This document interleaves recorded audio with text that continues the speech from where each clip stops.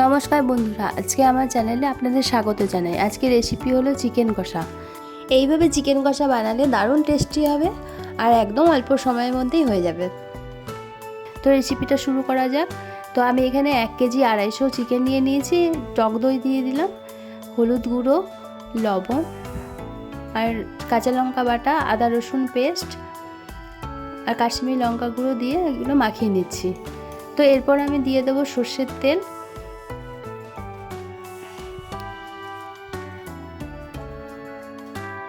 আর একটু পেঁয়াজ বাটা দিয়ে দিলাম। খানিকটা পেঁয়াজ বেটে দিলাম আর খানিকটা আমি ভেজে দেবো। তো এগুলোকে দিয়ে ভালোভাবে ম্যারিনেট করে নিচ্ছি। তো ম্যারিনেট করা হয়ে গেছে, আমি এখন আধ ঘন্টা মতো ঢেকে রাখবো। তো কড়াই গরম হয়ে গেছে, আমি সর্ষের তেল দিয়ে দিলাম আর ফোড়নের জন্য তেজপাতা, শুকনো লঙ্কা, গোটা গরম মশলা আর গোটা জিরে দিয়ে দিলাম।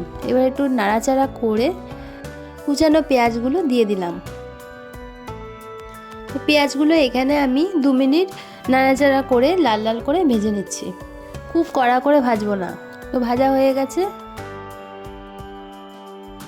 এরপর আমি আদা রসুন বাটা, কাঁচা লঙ্কা বাটা, হলুদ গুঁড়ো, লবণ দিয়ে একটু নাড়াচাড়া করে নিচ্ছি। এরপর আমি গুঁড়ো মশলাগুলো দিয়ে দেবো।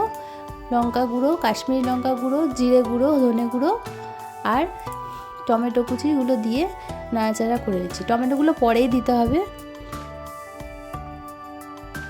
তবে এবার মশলা ধোয়া যে জলটা ওটা একটু দিয়ে দিলাম। মশলাটা 7 থেকে 8 মিনিট নাড়াচাড়া করে কষিয়ে নিচ্ছি। এরপর আমি ম্যারিনেট করা চিকেনগুলো দিয়ে দেবো। এখানে 1/2 চামচ চিনি দিয়েছিলাম, তো এটা আমি ভিডিও করা হয়নি। চিকেনটা এখন লো টু মিডিয়াম ফ্লেমে রান্না করে নিচ্ছি।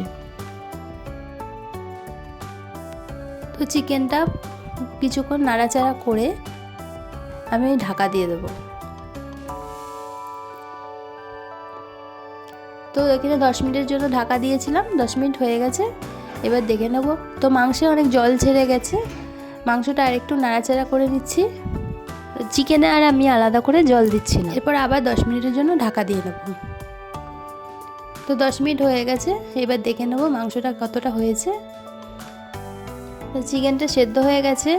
চিকেনটা হতে 25 মিনিট আমার সময় লেগেছে। এইভাবে চিকেন রান্না করলে রাইস, লুচি, পরোটা, পোলাও সব কিছু দিয়ে ভালো লাগবে। তো আপনারাও ট্রাই করবেন।